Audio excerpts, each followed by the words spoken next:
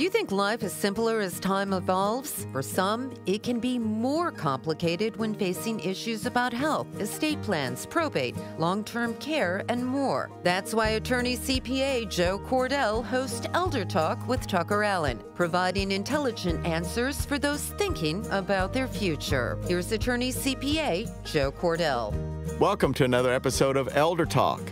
This week, we're going to talk about the possibility of retiring somewhere other than the familiar place that perhaps you lived at the time you retired, perhaps that you wanted to go back to because you grew up there, but instead something that would offer something very different, an adventure, essentially, but one that, oddly enough, could be far more affordable. So we know we have many of you out there who are on the threshold of retirement, many of you who have, in fact, retired, and are thinking, where should I live, especially in these crazy times over the past year. Jill, I think a lot of people's plans, between February of 2020 and today have changed. Oh, without a doubt. Yeah, I mean, people are considering things that they wouldn't have thought they would have done a year ago. Yeah. So, introduce our guest, and we'll go in there. Yes, I'm so excited about our guest, Janet Blazer. She's an author, 64 and retired, living in Mazatlán, Mexico, and you're from California, where you worked as a reporter, and at the age of 50, you went to live in Mexico. And if you could take us back to that day in 2006, which really became a turning point in your life, tell us about how that all unfolded. Well, I went on a very random vacation to Mazatlan. And there was a moment and at the same time, the internet had just happened, and that upended my career. With the internet, newspapers were struggling, and I was looking at what was going to happen to my source of income. What year is this? 2006. Okay. Santa Cruz, California. Very expensive place to live, very beautiful, but really expensive. And I was looking for other work and not getting any responses. I'm sure they could see by my resume what my age was, and social media was just starting, and I didn't know how to use any of that or how to do any of that. So when I went to Mazatlan, it was just a vacation to clear my head. And while I was there, I saw thousands of foreigners, of Americans or Canadian tourists that were wandering around the city, and they didn't really know what was going on, what to do. There's a big cultural scene there with a beautiful theater and all kinds of dance and music and events. And because the foreigners meaning Americans, Canadians, didn't speak Spanish, they didn't know what was happening. I spoke a little Spanish. And as a reporter, I thought there was an aha moment for me where I thought, oh, I could start some kind of a publication here. I know how to do this.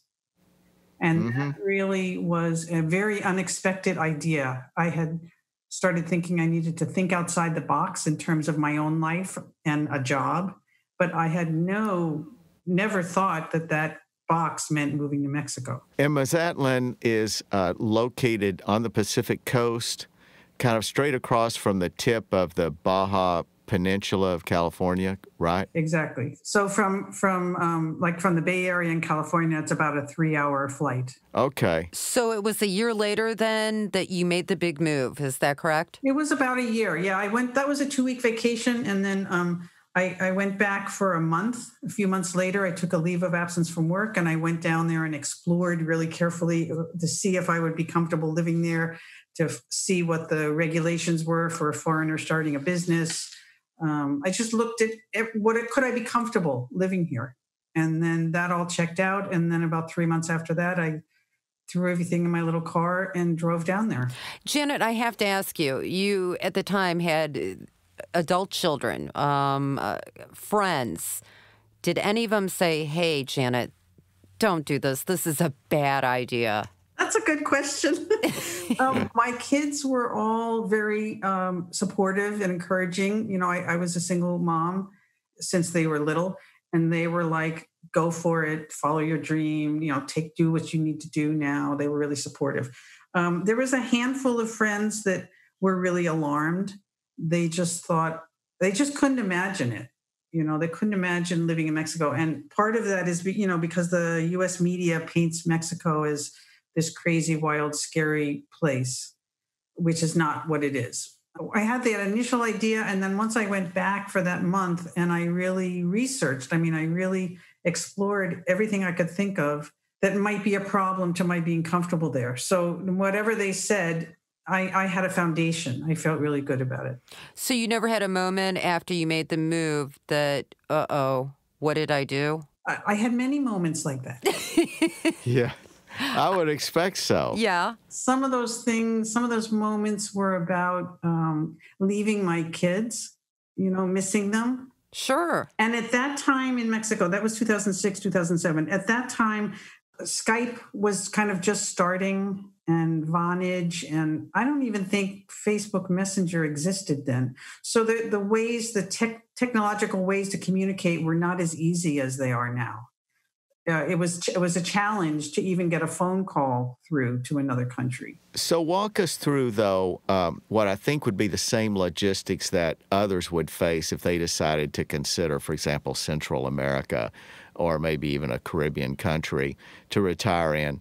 Before you went down there, you had already selected a place to live before you actually moved, or did you move down, get temporary housing, and then select a place to live permanently? I've moved a lot of times since I've been down there. I've only rented. I didn't buy. Well, I used to feel like bad about that, or think there was something wrong with me that I was, moving every 2 years or so in the same town, right? Mm-hmm. But then I realized that it was actually appropriate because I had gone from being a single mom and having 2, and then 1 child living with me. And suddenly I was single and on my own. I didn't know what kind of house I wanted. It was all new to me to be living on my own. And I also learned about different parts of the city, moving so many times. How large is Mazatlan? Mazatlan is like 650,000 people. It's a huge city. It's a big, bustling city. It's a resort area, correct? It is a resort area, but the tourism is not the main industry there. Tuna fishing and shrimp fishing shrimping are. Mm-hmm. So on one hand, it's a tourist zone, it's a tourist area, and there's a tourist zone with big hotels and all that stuff. But on the other hand, there are tens of thousands of local people that work in those other industries. So it's kind of a mix. You get the modernness of a tourist area, but then you also get a real Mexican city. So what do you pay, for example, if we may ask, what do you pay for your rent? Now, I want to say first, because a lot of people or a lot of interviews ask me this, and I have to qualify my answers by saying I'm a single woman. I live very simply. And just like anywhere else, you can spend as much money as you have. All right. I have never paid more than $400 a month for an apartment or a house. And usually I pay around $200. That's my wow. But even given the qualifications you said, that's still impressive. So these are in safe areas, is that correct? And my experience is in Mazatlan and maybe a couple other towns in Mexico that I have a lot of friends in. But in Mazatlan, most of the expats are along the coast, and the city extends back towards the mountains, right? So the expats want to live along the coast. So along the coast, I would say in Mazatlan, it's maybe a 15-mile stretch that's mostly developed, and there's different sections of that. And so expats live in those different areas. And so I always liked living in the Centro Histórico, which is where the old buildings are, where you feel like you're in old Mexico, the classic. Yeah. Yeah. Has character. It has character. And it's also where the theater is. There's a beautiful 1,200-seat theater that was built at the turn of the century that's totally remodeled, and it has all kinds of programs all year round. Mazatlan has the 3rd biggest Carnival celebration in the world. Oh, I didn't know that. Yeah, there's a symphony, there's an orchestra, there's a modern dance school, there's a ballet school, big schools that are known in Central America and South America. So it has a lot of things happening culturally, which is what attracted me. This area that you're describing, though, is within this 15-mile stretch along the beach. Yeah. And so on the subject, though, of safety, then you're saying that generally if it's where a lot of expats are and tourists, then it's probably safer, would you say? Yes. We who live down there, or locals, we joke that the governments must have some arrangements with the cartel to just keep their violence away from the tourist areas. And, it's a funny thing to laugh about, but it may be true. Who knows? Yeah, I've heard similar things.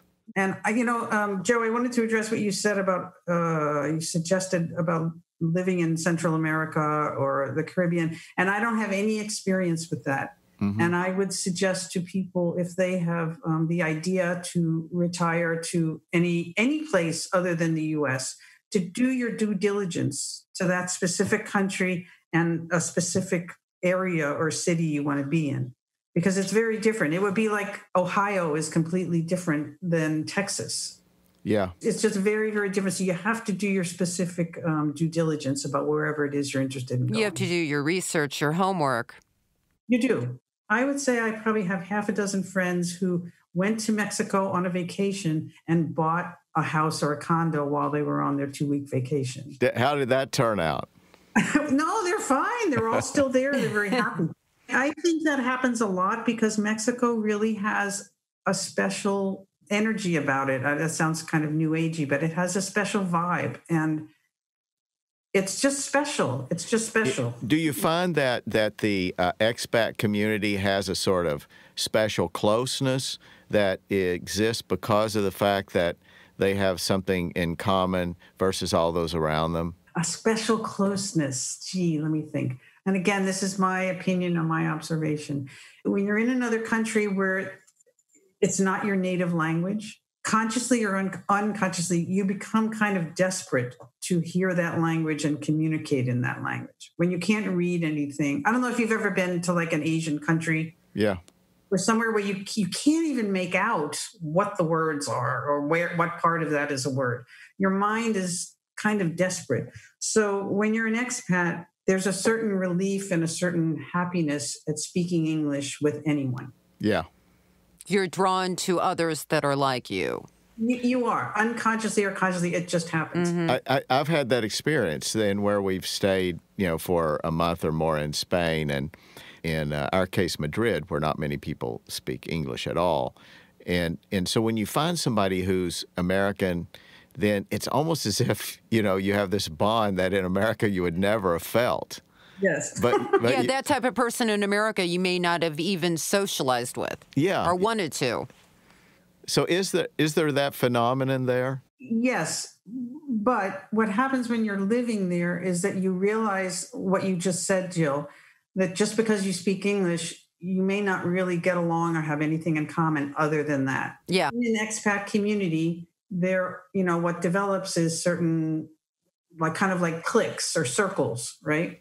There's people that are down there to just party and have that kind of experience. And there's other people that are volunteering and helping an orphanage or, really getting involved with the local community. So there's all different kinds of people there. And just because you all speak English doesn't mean you're going to really relate to each other other than that part. Janet, take us through a typical day for you there. What's that like? I get embarrassed when I'm asked that question. Are you blushing? I'm kind of trying not to snort into the computer. I started an English magazine down there, which I ran for 9 years. So when I was working doing that, I was frantically busy pretty much 6 days a week. It was a lot of work, but it was really fun. But once I retired, when I turned 60, so it was 10 years after I moved there, I decided to take my Social Security, or 62, sorry. I decided to take the Social Security. And then that completely changed my life because I didn't have to work. And that money went so far there, right? Yes. It was, just under $1,000. And I could live simply but comfortably and have about $100 a month to put in savings or for car repairs or something like that, So you chose, though, to pursue a source of income, at least before that, and apparently it wasn't an obstacle because you were able to do that from there and to areas far beyond. Do you think that generally exists today? Is the potential for people to come down there and find ways to make supplemental income if they choose to in their retirement? Is that common among the expats? Maybe it'd be a better way to put it. I think among younger expats, it's, I would say, frequent, maybe not common. What I have seen at people that retire down there, I mean, if you're in your late 60s, do you want to keep working?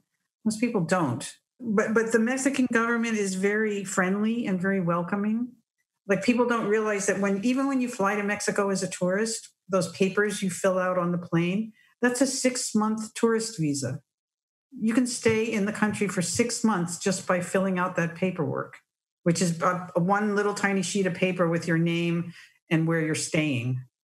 And you're not carrying any, seeds or animals or produce. Right. So that's 6 months. So if you want to have a temporary residence or a permanent residence or a working permit, it's all very possible, and they're open to it. You have to fill out paperwork and, do what they need you to do, but it's not difficult. I strayed us a little bit from the subject of, your typical day. Now, you're right now not in Mexico. Is that correct? No. When the pandemic started really kind of ratcheting up, my kids really wanted me to be up here. Yeah, I can understand that. So then back to Jill's question. So you don't have a job now. So how do you spend your time down there?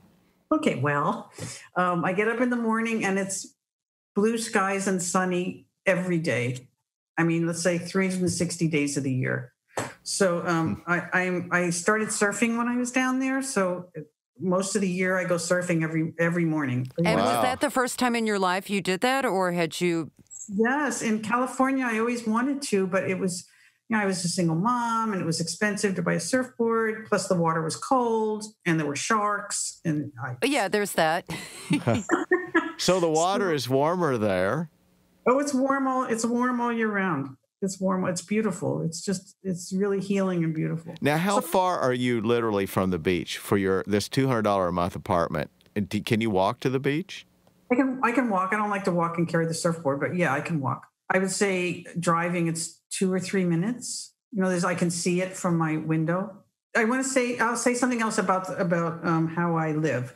The apartments that I found, and how some of them are little houses that are so inexpensive. One of the reasons they're so cheap is that they're unfurnished, meaning that there's no refrigerator, there's no stove, sometimes there's no air conditioning, and there's definitely no furniture, right? So over the years, I've bought all that.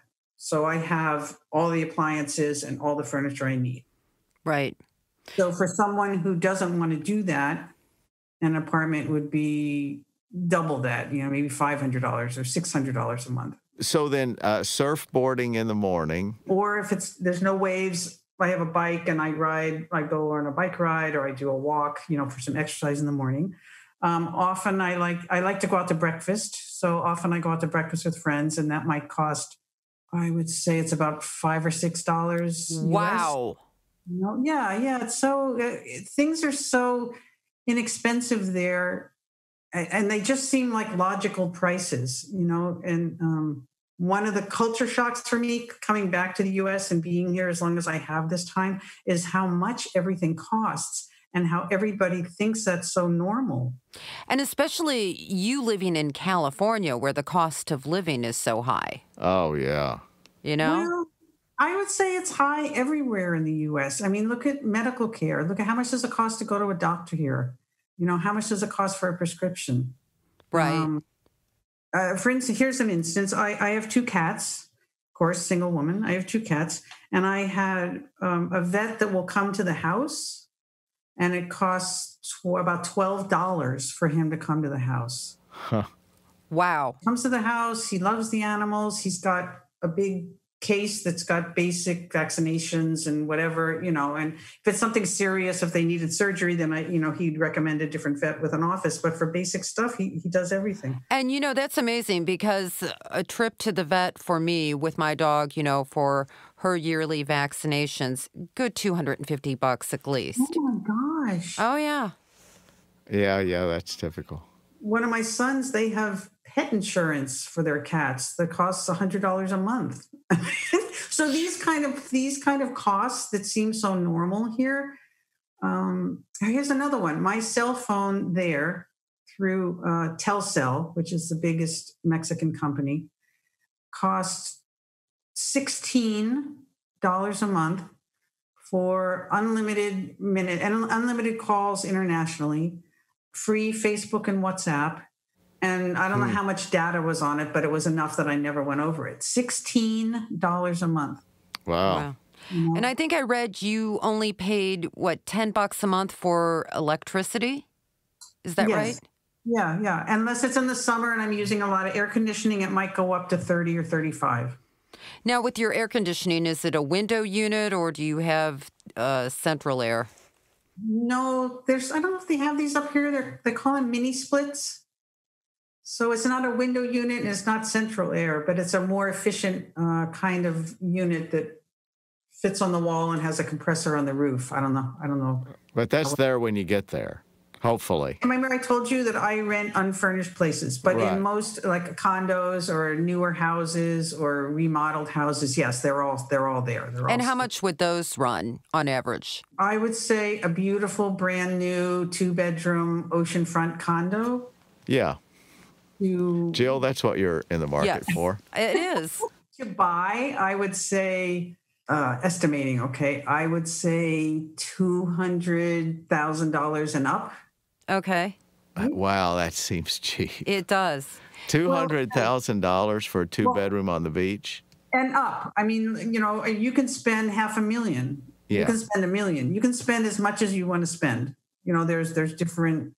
what are you looking for? You want the brand new all marble kit or all granite kitchen and the newest big appliances and just like here. So like I said, I live very, very simply. I'm very happy the way I live, and that's what's important.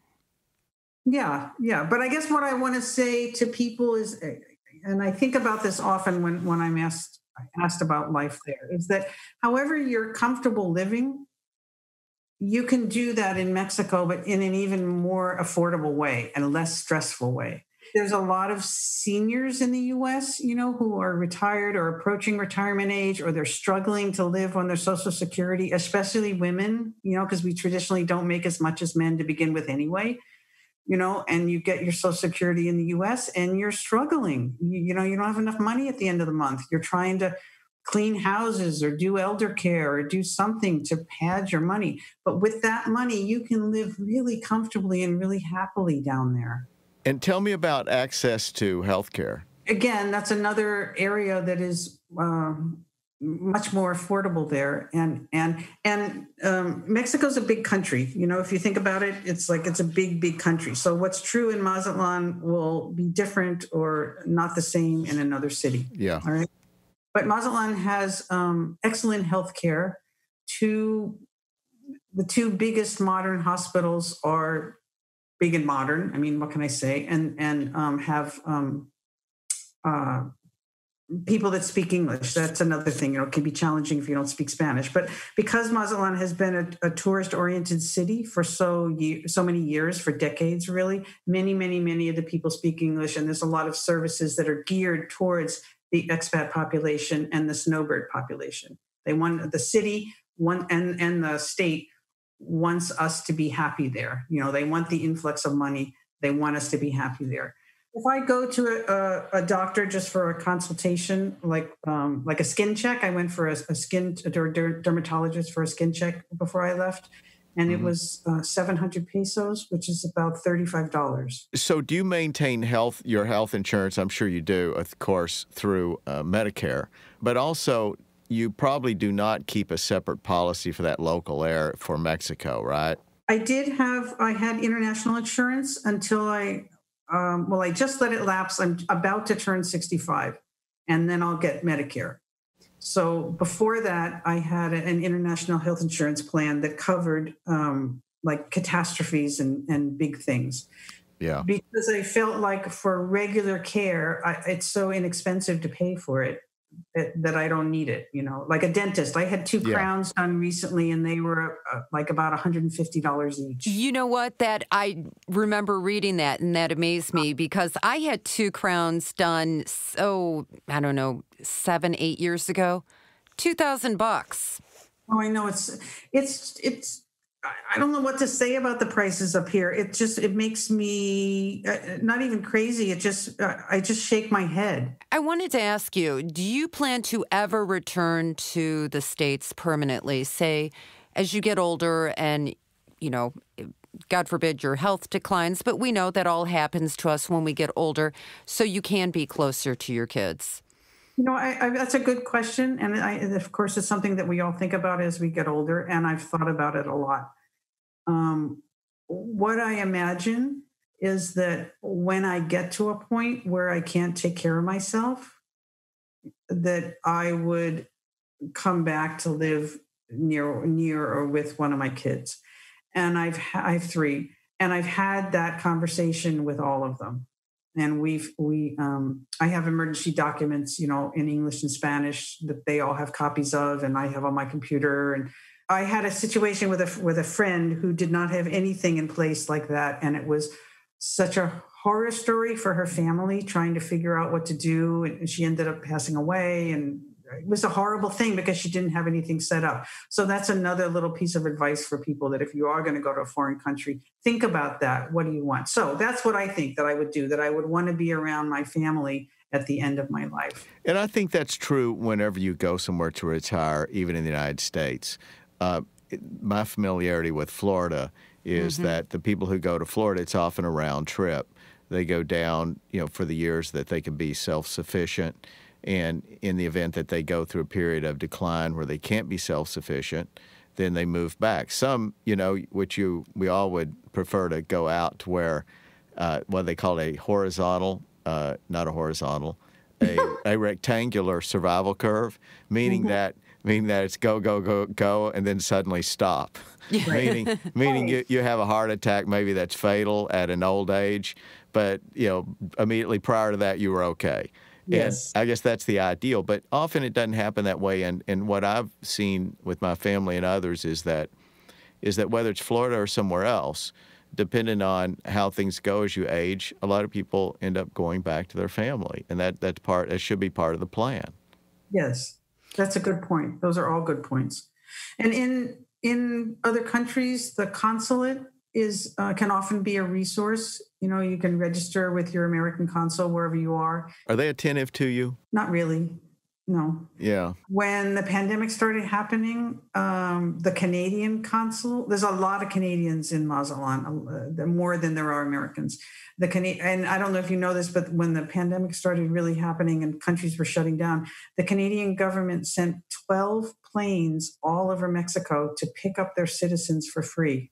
Is that right? Yeah, and fly them back. At the same time that happened, the U.S. consul closed all of their offices in Mexico and said, good luck. Yeah. Yeah, good luck. There's no flights coming. Leave now or be prepared to stay for a long time. So on the other hand, I don't know, I register with them. I don't know why anymore, actually, because there was, that was a big crisis and they didn't really help. So when you live there, then you want to believe, I think, that you have easy ways to go back to your hometown or home city, which hopefully would be a direct flight. Is that commonly had from Mazatlan? Mazatlan has direct flights to LA and Phoenix and Houston. And if you want to go further, like Portland, Denver, Chicago, St. Louis, you'd have to take a second flight. Yeah.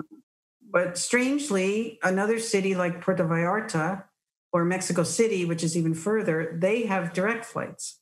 So the length of the flight is one thing, but it's also how far away is the airport? When you look at other cities that are similar, would you include Puerto Vallarta and perhaps a few other cities that you might name that are similar in your opinion, that they're safe, there are a lot of expats, they have a similar cost of living, and also on a coast, probably preferably the Pacific?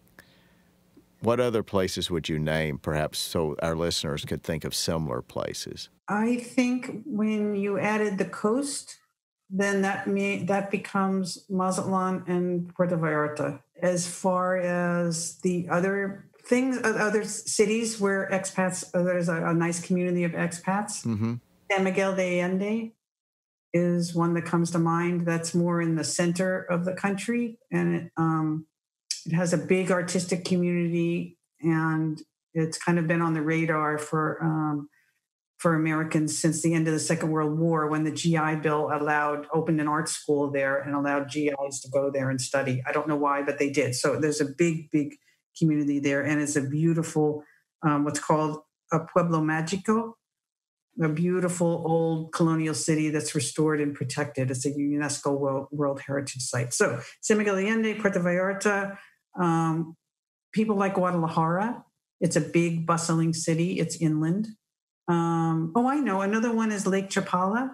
Have you heard of that? No. I haven't either. Mm-mm. It's near the town of Tequila, where they grow the agave to make tequila, and it's near Guadalajara, but it's literally around a lake. Lake Chapala is a big, big lake, and it can be a kind of rural. So you kind of get the best of both worlds. It's an hour from Guadalajara, but you've got this beautiful lake and you can live rurally, and there's a big active expat community there.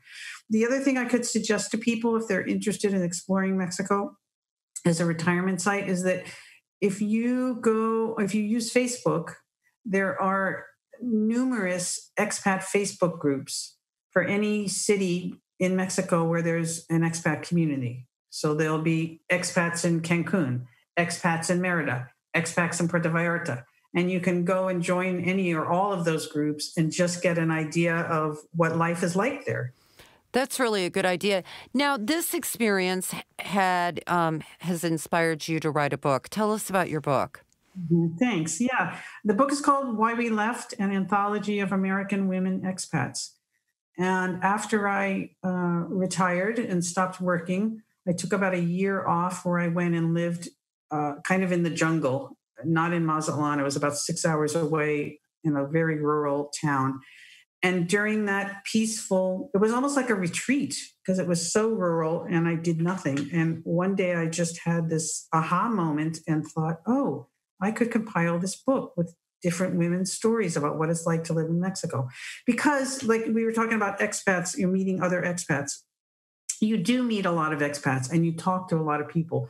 And everybody has a different story. Everybody came for different reasons. They came from different places. They've created all kinds of different lives. Is a large percentage of those, though, women? A large percentage. I don't know. I think it's any more so than anywhere else. I don't think so. There's a lot of couples that retire down there. I was just thinking about the title of your book, An Anthology of American Women Expats. You know, when I first had the idea, I thought, oh, expats anywhere in the world. Any expat anywhere in the world. And then I calmed down and thought, no, there's got to be more of a focus. Narrowing it down. Yeah. And then I thought, okay, well, anybody in Mexico. And then I was like, no, even that's too big. And then I thought, okay, I'm a woman. I know women. I'll do women first. Right. So that was just circumstantial. And so actually what I did is that I posted on about 80 different expat Facebook groups looking for women to participate in the book. 80. Huh. And I got thousands of people read it, and I had hundreds, maybe about 300 responses. And from them, I sorted through who they were, you know, how old they were, how long they lived in Mexico, where they came from, were they single or married, did they have kids, were they working or retired, what part of Mexico they lived in. And so I picked and chose different kinds of women and came out with, I actually started with 30, but it went down to 27. Janet, you're very content, happy where you are, but do you ever get homesick? Yes, of course. I do get homesick. Yeah. And certain things can trigger that a lot. Holidays, holiday, because I'm alone there. I'm single, so I'm alone. And Mexico, the culture is really family oriented, and people get together with their families, every Sunday and for any reason. So holidays can be really lonely. Sometimes during the kind of doldrums of the summers are very, very hot. Kind of like the winters in certain parts of the States where or now where we're stuck inside day after day, right? Yeah. So down there it can get really hot. And so you're stuck inside with the air conditioning day after day. And then, I get lonely then. But nowadays, there's so many ways to communicate. So, like, I keep in touch with my grandkids with Messenger, video calls on Messenger. You know, my oldest granddaughter will call me and we'll chat, and she's selling Girl Scout cookies. And, so there's a lot of ways to take care of that, to kind of mitigate that loneliness. But back to, though, the expats there as it pertains to these holidays and times like that, I would think that there would be a tendency for them to come together, for expats to come together on these holidays. Is that true? Yeah. Thanksgiving, 4th of July, Christmas. Voting, everybody, there's Democrats abroad that, had voting things, voting events, and Christmas dinners, traditional whatever kind of meals. Yes, there's all of those things happen. Some of the restaurants that cater to an expat clientele, they know that Thanksgiving we want turkey and cranberry sauce and mashed potatoes and pumpkin pie, and, they'll do meals like that. How necessary is it to learn to speak Spanish? It's not necessary, but it will give you, if you do speak even a little, you'll assimilate more into the culture and you'll have a different experience. You really will have a different experience. And I tell people, it's like if wherever you live in the States, if you're in a grocery store or something and you see somebody trying to speak English, they're from Czechoslovakia or Korea or wherever they're from, and they're trying to speak English, it's charming in a way. And I know I always try to help if I can, right? Mm-hmm. So it's the same way down there. If you're, trying to speak Spanish in a store or in a restaurant or something, the people are very friendly and helpful. And in a city like Mazatlan, and this is true of any city where either is any Mexican city where there's a big expat population or it's a tourist city, many, many, many people speak English. English is taught in the schools. A lot of the kids speaking. Mm-hmm. And the young people are learning English in college. They want to expand their careers. And so you don't have to. You can get by without it, but it changes your experience. And plus, it's really fun, and it keeps your brain alert, to have to be thinking, how do I say I'd like a pizza? It keeps your brain really alert. Right. Now, you said when you first moved there, you did know some Spanish, but since you've been there, 14 years now, did you study more? I did. I had taken Spanish all through junior high and high school, and then never used it. And then my last year of being in the States, I took a year of night classes with no intention of moving to Mexico at all. I just thought I would do it because I knew so many Mexican American friends in California where I was, and I thought, well, why not? I'll do this. So I thought I really kind of knew I had it going on. I thought I knew what I was doing. And then I drove down and I crossed the border and I couldn't even read the signs on the highway. Yeah. Yeah. We didn't learn those words, Uh-huh. Right. So, so once I got there, there's Spanish schools, for English speakers, and I took some classes. And then once I started my business, I had to learn. Kind of on my feet. So what I see is that everybody learns a different amount and in different ways.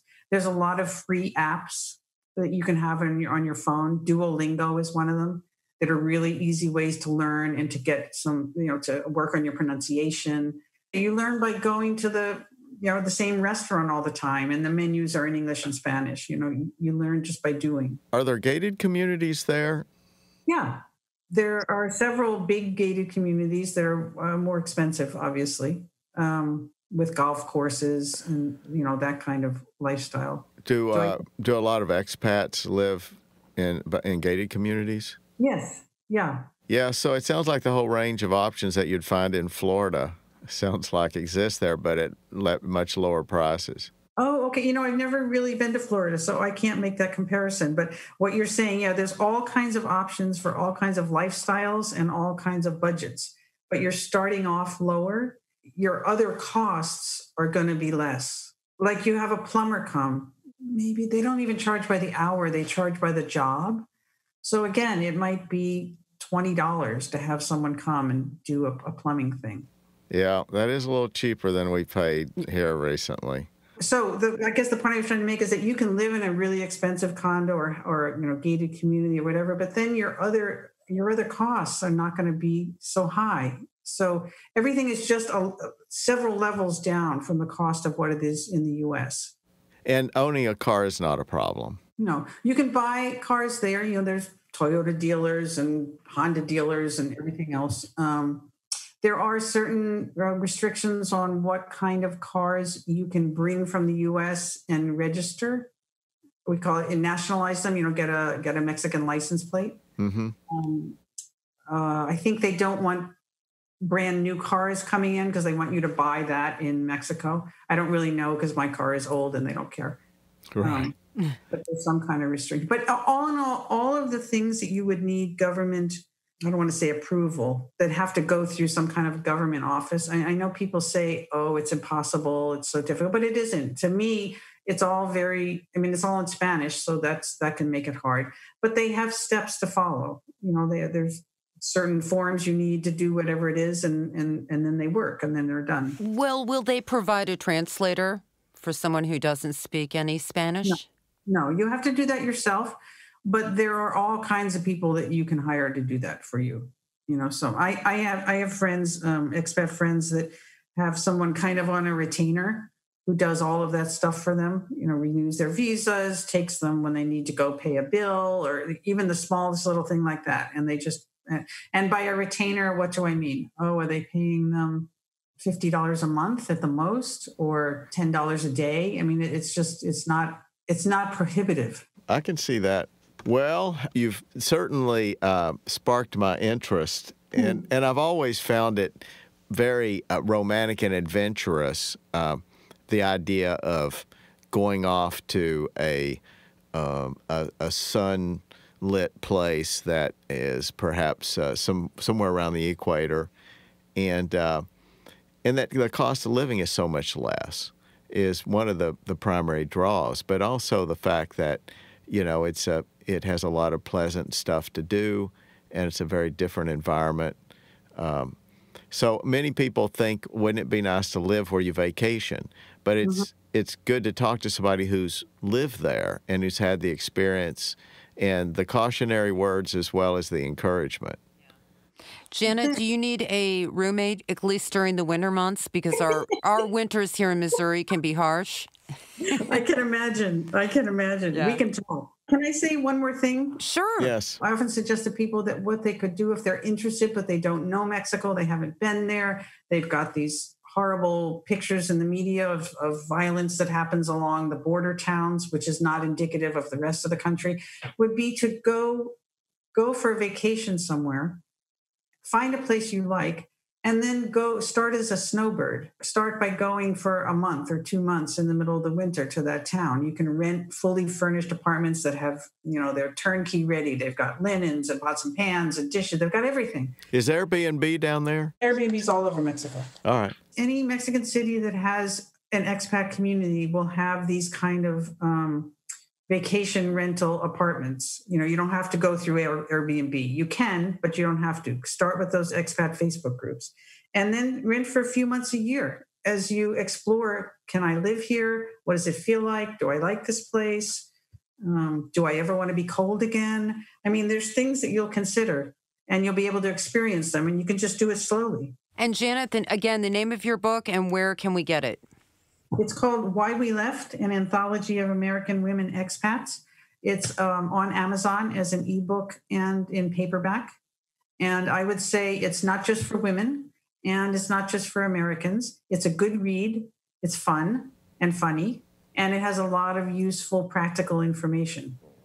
Well, what more can a reader ask for? Absolutely. So, Janet Blazer, you're an interesting guest. You describe vividly and I'm sure accurately what this life can be like. It is encouraging, and I'm sure people will have questions, and they can look you up online. Your website is what? Oh, yes. Great. Yeah, my website is whyweleftamerica.com. And then I also have a Facebook page by the same name. And CNBC just did a story about me in the book. And so I have hundreds of messages and emails, but I am working through every single one of them, and I am determined to answer everybody. So if you write to me in either of those places, I will answer you. What a great problem to have. It's keeping me busy. Yeah, so say that again. Why We Left America? WhyWeLeftAmerica.com. Okay. And Why We Left America is the Facebook page also. Okay. Okay. Very good. Well, we thank you, and we may want to drop in and check on you and see how you're doing at some point down the road if you're available. Please do. We'll do a live webcast. Yeah, that would be good. That would be awesome. We've been talking about going to video here. We're still working on the technology. So, in any case, Janet, thank you. You've been a marvelous guest. This has been another episode of Elder Talk. Till next time, take care. You've been listening to Elder Talk with TuckerAllen, providing intelligent answers for those thinking about their future, with Attorney-CPA Joe Cordell. Sponsored by TuckerAllen, your estate and elder law advisors. For more information, visit TuckerAllen.com. Listen again next Saturday for another edition of Elder Talk with TuckerAllen. The choice of a lawyer is an important decision and should not be based solely on advertisements.